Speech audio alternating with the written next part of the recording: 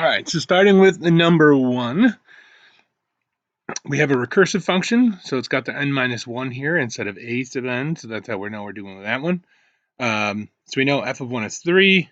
Now, if we do f of 2, it's going to be negative 2, right, times f of 2 minus 1 plus 1, which is really negative 2 times f of 1. Taking the first term, multiplying negative 2 and adding 1. So f of 1, remember, is 3 times negative 2 plus 1 is going to equal negative 5. And then we're going to keep going down the line here. So f of 3 is negative 2 times f of 2 plus 1. So negative 2 times negative 5 plus 1 is 11. F of 4 is negative 2 times f of 3 plus 1. So that's negative 2 times 11 plus 1, which is negative 21. So f of 5 is negative 2 times f of 4 plus 1. So negative 2 times negative 21 plus 1 is 43. So you're just kind of going along with the patterns. Just remember, recursive, we're plugging the last answer in, and we're doing something to it to get the next term in line. All right. The next one in a sequence, the first term is 4, the common difference is 3, the fifth term in the sequence is, so this is an explicit function. So we know our equation is a sub n equals a1 plus n minus 1 times d. First term is 4, okay? The difference is 3. And then when we plug a 5 in, this is going to be 5 minus 1, which is 4. And then when we do the work, we should get 16. Number 3, another recursive function because it's a sub n minus 1. So a1 is 6. We want to know what a2 is. So a2 is going to be, when you plug 2 in for n, you're going to get 3 plus 2 times a1 squared. So plug 6 in for a1, square it, 36, and multiply out, we should get 75. For number 4, we have 3 terms. The first one's 5, the second one is 245, and this is geometric. So we're basically multiplying times r to get from one term to the next. So I can make an equation out of this and say that 5 times r is equal to 245. So 5r squared, we divide by 5, and I'm going to get 49. You can also kind of do this out. It's multiple choice. So you can kind of think what you're going to multiply to get 245 and kind of guess and check that way if you need to. Number 5, the following sequences. We can see for number 1, we're going to know as arithmetic, which means we have to be adding. So here we're adding 2. Here we're multiplying by 2 for choice 2. And choice 1, we're also adding 2. So it's just 1 and 3 only. For these type of questions, once you know that one of the answers is, you can kind of go through and eliminate the choices that don't match it. Or depending on the question, if it's like which of these ones are not, then if one is, we will want to cross that one out. Number 6, main 4, the codec hall. Number of seats per row increases at a constant rate. So we can kind of put out 7 spots, or 6 in this case. There's 31 seats in row 3, so in the third spot, we're going to put 31. And in the 6th spot, we're going to put 37. So in this case, this is a common difference. So we're adding D to get from one term to the next. Hi, Kate. And we always want to figure what we're adding here. So 31 minus 37 minus 31 is 6. There's 3 spots to get from there. So we can solve and get that D is 2. And then we can go backwards to figure out that the first term is 27. So the 20th row, you can either multiply that out, like plus 2 plus 2 plus 2, or you can make an explicit equation. N minus 1 is going to be 19, and we're going to get 65. Number 7, does this display exponential behavior? Remember, exponential means, is it geometric? So are we multiplying to get from one to the next? And is it a constant number we're multiplying by? In this case, yes, and it's 3. For number 8, all right, the next one, which function defines a sequence? So remember, we're looking at the sequence from -6 to -10, and we can see that this is, hopefully you're adding -4. So it's arithmetic, okay? So in this case, which of these sequences is going to make f of 6 equal -26? So the first term is -6. So that's A1. So a couple options. Number one, we can type these functions into our calculator and see which one is going to give us this table. 1, -6, 2, -10. All right. Option 2, you can plug in and see which one works. Or option 3, we write our explicit formula. We plug in -6 and -4, and then we just distribute here and combine like terms. And we'll end up with choice number 1. For number 9, and here we go, that's where we left off. The diagram below represents the first 3 terms of the sequence. Assuming the pattern continues, which formula would lead to the shaded squares? So you can see the first one has 8 shaded squares. Why am I writing in green? All right, so there's 8 shaded squares. Here I'm adding 4 more, there's 12. Here we have 3, 6, 9, 12, plus 16 in the middle. And so you can see to get from one term to the next, we're just adding 4. So the pattern would continue, would mean if I plug in 1 for the first figure, I should get 8, right? And so you can see choice 3, 4 times 1 plus 4, and this time would be the same thing. I'm adding 4 here. If you want to use your formula, an equals a1 plus n minus 1 times d. We can do that. So a1 is 8 plus, this is going to be n minus 1 times 4, and then we can combine like terms and solve this way. So 8 plus 4n minus 4, and this is where we're going to get that 4n plus 4 from. Number 10, the sunflower is 3 inches tall at week 0, grows 2 inches a week. Which function shows below the height determined f of n and the sunflower in weeks? So where f is 0 and 3, we want to do the term before it and then add 2. So this would work. All right. When I'm doing the next one, that would mean that if I make my table, right, that at week 1, I should be at 5, right, because I'm 3 inches tall, so I grow 2 a week. At 2, I'm going to be at 7, and we can kind of get that idea. So if I were to plug in for number 1, 2n plus 3, 2 times 1 plus 3 is 5, 2 times 2 is 4, plus 3 is 7, so that does work. And if we check the next one, 2 times 1, 2 times 1, okay, or if we distribute the 3 here, you can kind of see where this is going. This is 2n plus 3n, and then minus 3, which is not going to be the same thing as 2n plus 3. So if I plug in here, we won't get the same thing. If I plug in 1, this is actually, this turns into 0, so this is actually 2. So 2 doesn't work, but 1 and 3 do, and so we would want to pick choice 4. All right, number 11, the third term of an arithmetic sequence is 10. The fifth term is 26. If the first term is a1, which is the equation for the 8th term in the sequence? So if we kind of do the same thing we did before, we make 5 spots. This is going to be 10. This is going to be 26. So I have to add 2 things to get from 10 to 26. So it's 26 minus 10 is 16. And then I need a difference of 16 to get from 10 to 26. So 16 divided by 2, because there's 2 spots, is 8. So I know that I'm adding 8 to get to 18 and adding 8 to get to 26. So if I go backwards 8, I'll be at 2, and backwards 8 is going to be -6. So the nth term of the sequence, a sub n equals, it's arithmetic, so a1 plus n minus 1 times d, and an is going to equal -6 for the first term, all right, and then n minus 1 times 8. And so we should get a sub n equals -6 plus 8n minus 8, and when we combine these two like terms, we should end up with -14. 12, which function could be used to generate represent the sequence given that a sub 1 equals 8.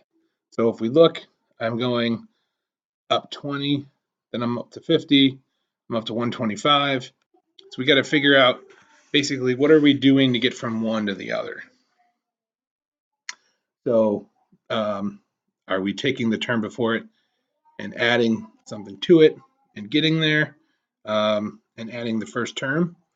This would kind of wouldn't make sense for A2. We can actually check to see if we're multiplying by 2.5 by taking 20 and dividing it by 8 and taking 50 and dividing it by 20, okay, and seeing if we're getting the same number. So what are we getting the same number? If we are, what is it? Or we can check, are we adding the same amount? So if we take our calculator here,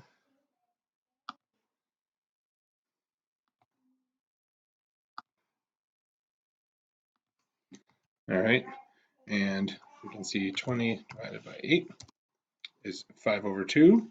Control Enter will show us that that's 2.5. 50 over 20, also the same thing. So we can see that this is geometric, and so this would follow right there. We're taking the previous term and multiplying it by 2.5.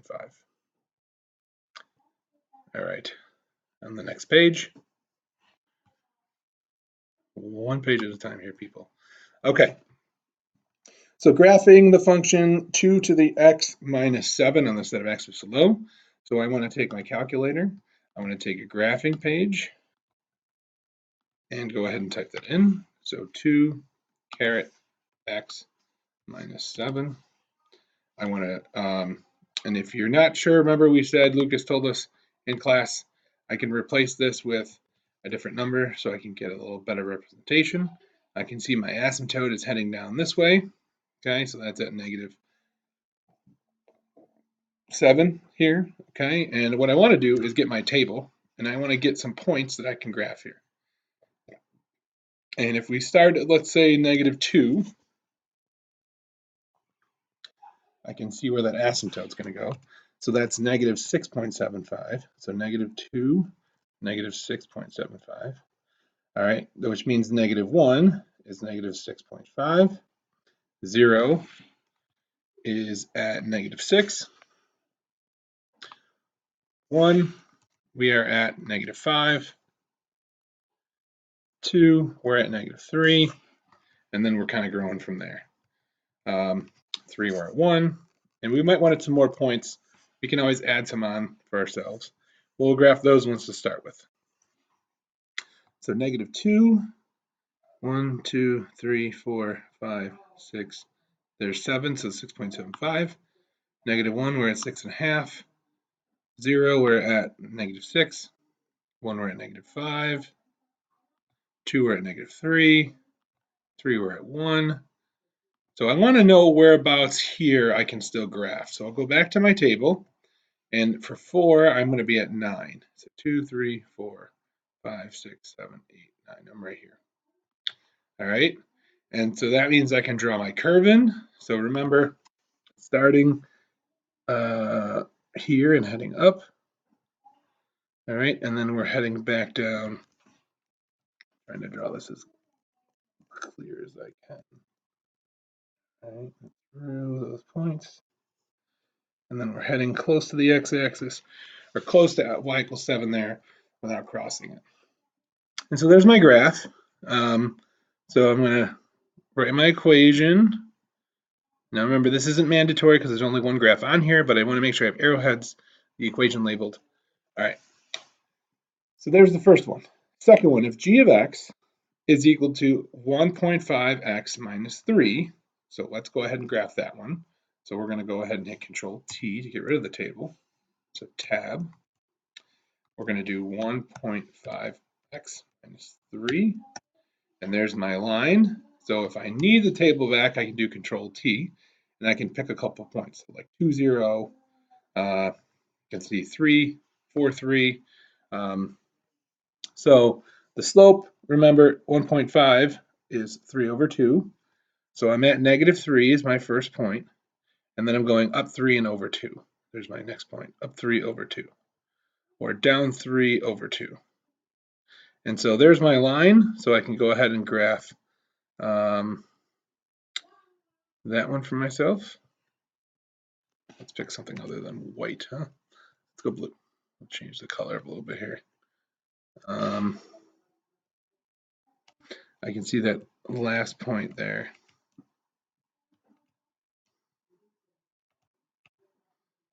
It's in the wrong spot. Up 3 over 2. How about right there? And then down 3 over 2. How about right there? Okay. So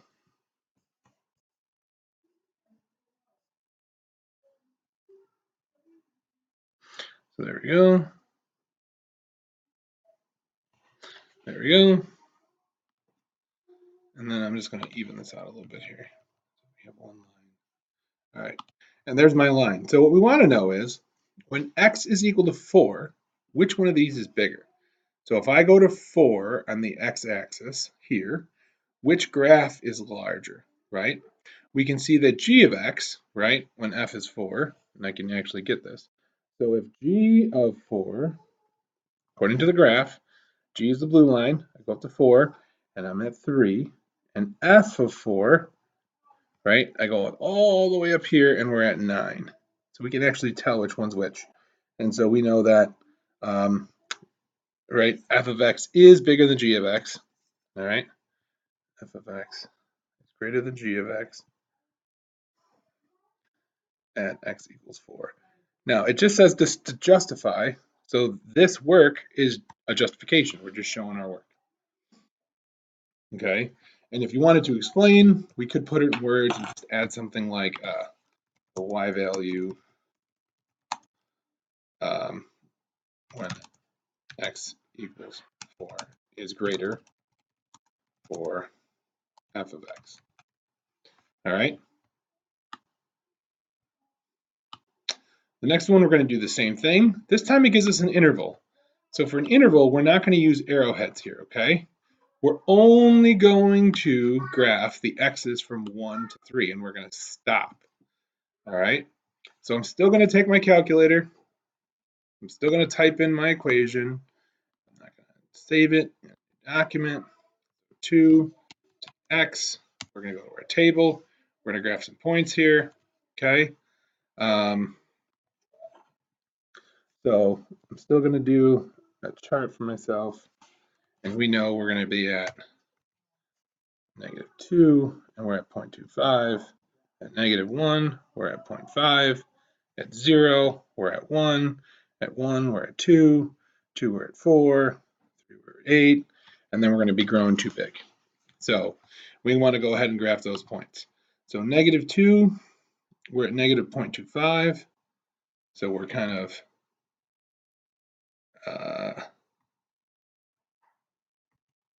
we're at 0.25.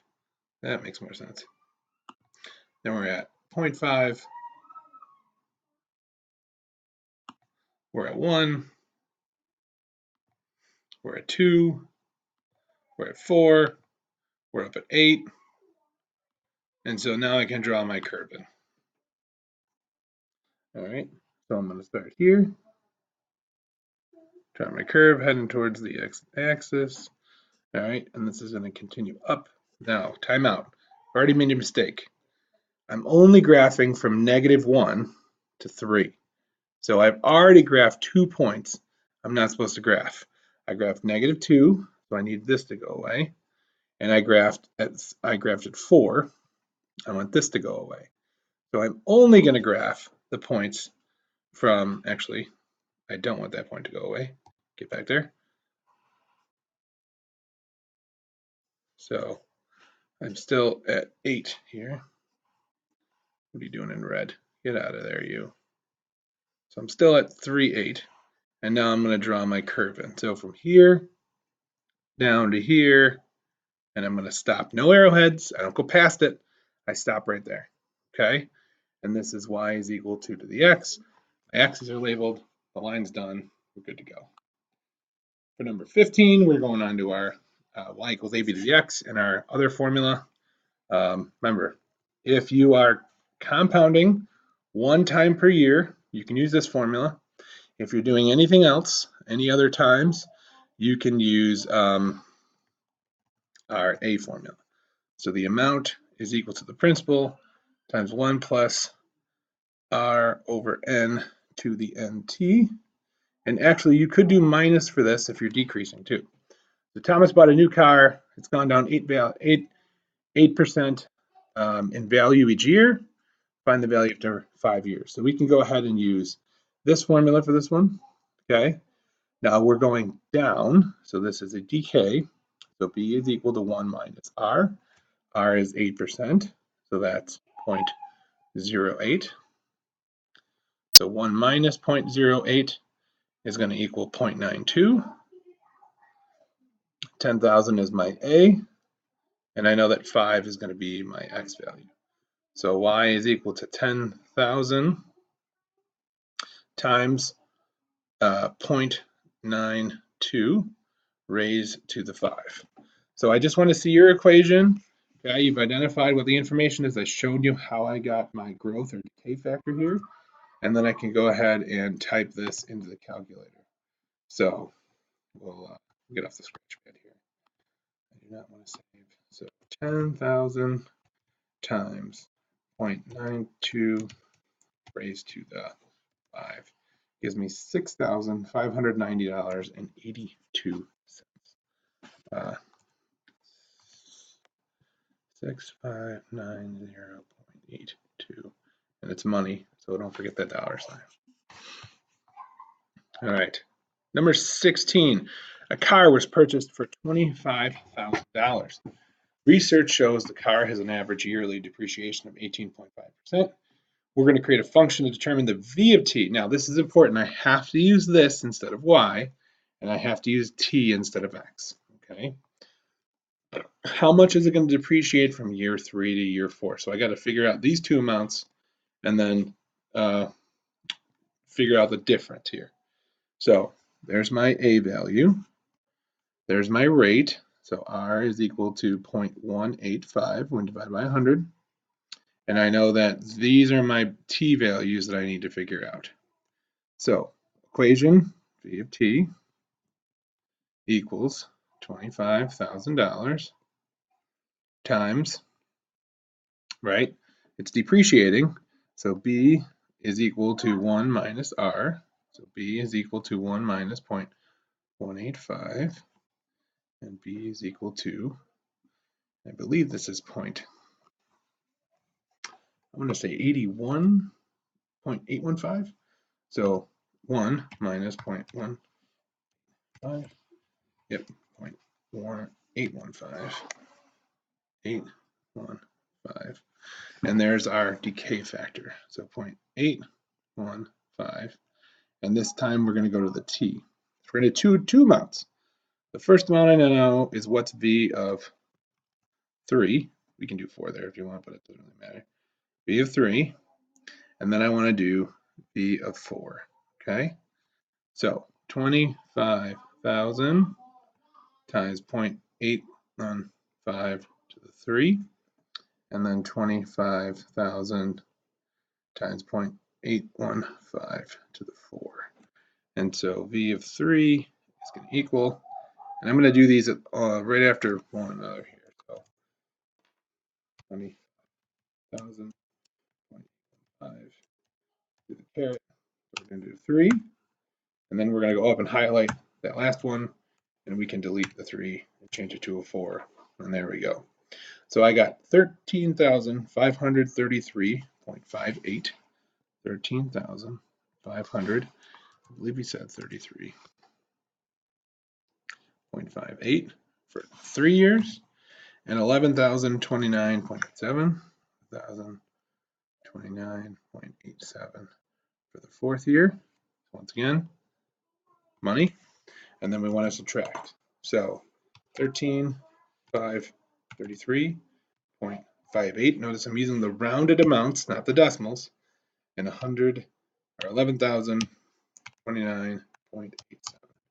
And I get $2,503.71. Okay, so we can do v of 3 minus v of 4 and it's $2,500.03. 0.71. And there is our difference from year 3 and 4. Okay, Nora inherited a savings account started by her grandmother when she was born. Consider the following function. So the initial amount, so we know that that's the first number, so that's 5,000 here. The rate the money increased by, remember, B is supposed to equal 1 plus R. So this is 1.013 is equal to 1 plus R. And I can just take away the 1, and that'll give me the rate. You can also just figure it's what's the difference. It's supposed to be 1, so what did you have to add on here? That's 0.13, all right, which is 1.3%, all right.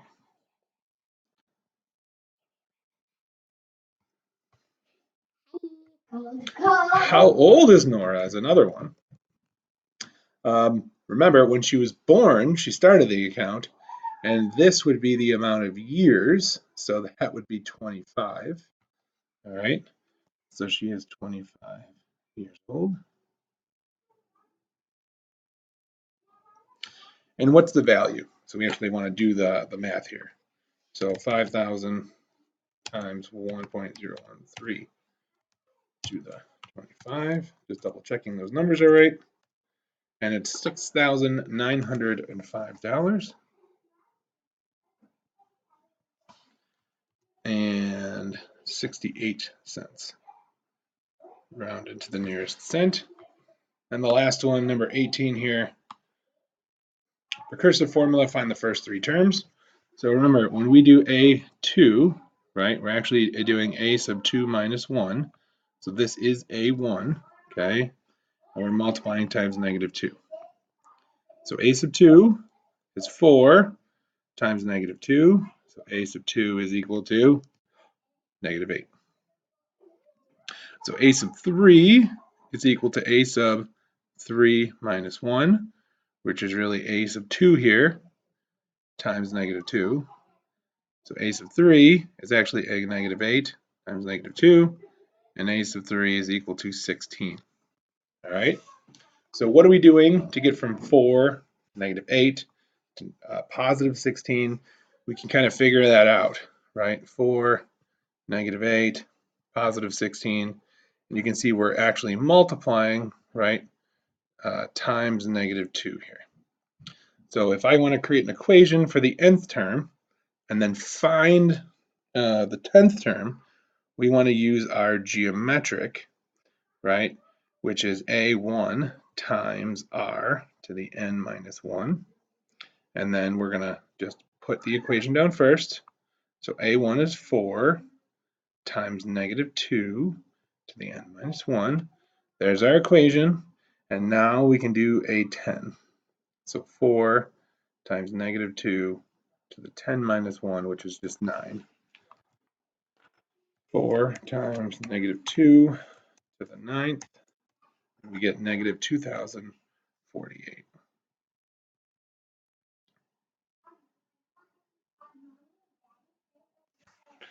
All right, and there you go, guys. Hope you guys have a good night, and I'll see you tomorrow.